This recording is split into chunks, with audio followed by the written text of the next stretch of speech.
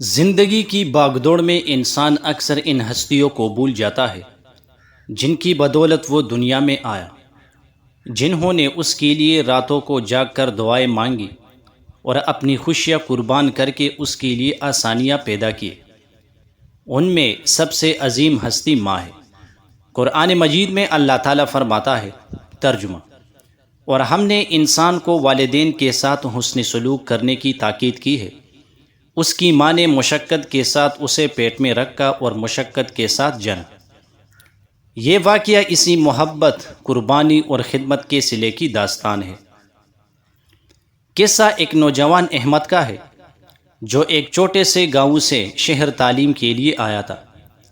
اس کے والد کا انتقال بچپن میں ہو گیا تھا اور اس کی ماں فاطمہ بی بی نے محنت مزدوری کر کے احمد کو پڑھایا، پالا اور جوان کیا۔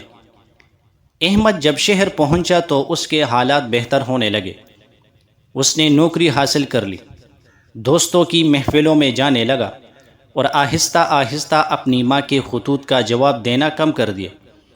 فاطمہ بی بی ہر روز شام کے وقت مسجد کے صحن میں بیٹھ کر دعا کرتی، یا اللہ، میرا احمد کامیاب ہو اور مجھے کبھی بھول نہ جائے۔ وقت گزرتا گیا، احمد کو ترقی ملی، بڑی گاڑی، فلیٹ، عزت، سب کچھ مل گیا سوائے ایک چیز کے، ماں کی دعاؤں کی برکت۔ ایک رات احمد کی ماں بیمار ہو گئی۔ گاؤں کے امام نے احمد کو فون کیا، بیٹا، تمہاری ماں کی طبیعت ٹھیک نہیں، اگر ممکن ہو تو آ جاؤ۔ احمد نے جواب دیا، انشاءاللہ میں جلد آؤں گا، ابھی دفتر میں مصروف ہوں۔ لیکن مصروفیت کبھی کم نہ ہوئی۔ چند دن بعد امام صاحب نے دوبارہ فون کیا، مگر اس بار آواز بر آ گئی تھی، بیٹا، فاطمہ بی بی دنیا سے چلی گئی۔ یہ الفاظ احمد کے دل میں تیر بن کر لگے۔ اس نے سب کچھ چھوڑ کر فوراً گاؤں کا رخ کیا۔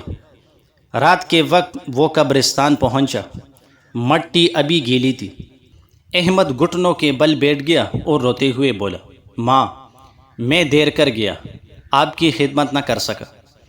اسی لمحے اس کے کانوں میں وہ الفاظ گونجنے لگے جو کبھی اس کی ماں کہا کرتی تھی، بیٹا، اگر کبھی میں نہ رہوں تو میری قبر پر آ کر صرف سورہ یاسین پڑھ لینا، اللہ تیرے دل کو سکون دے گا۔ احمد نے وہی کیا۔ اس نے سورہ یاسین پڑھی، اس کے آنسو مٹی میں گرتے رہے، مگر اس کے دل پر عجب سکون اتر آیا۔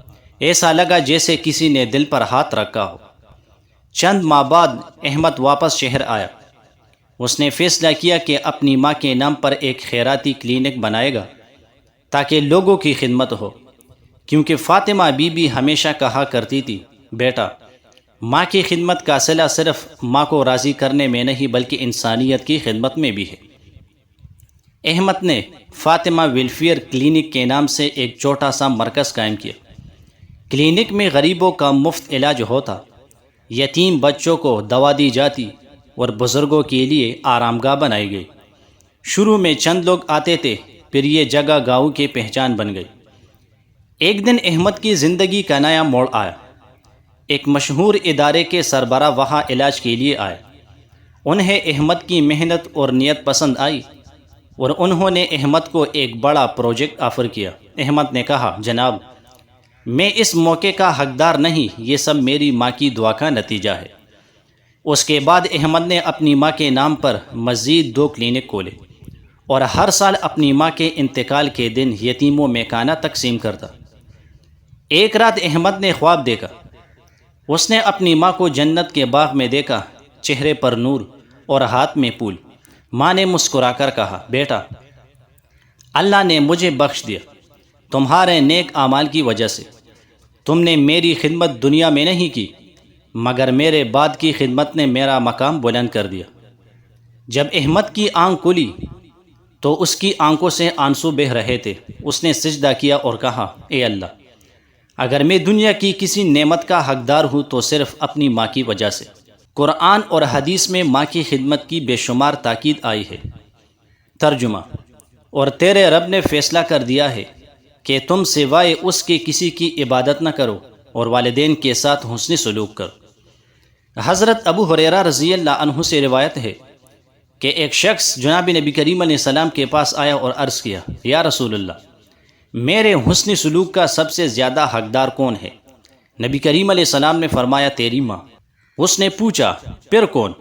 فرمایا تیری ماں۔ پھر پوچھا پھر کون؟ فرمایا تیری ماں۔ اس نے پوچھا پھر کون؟ فرمایا تیرا باپ۔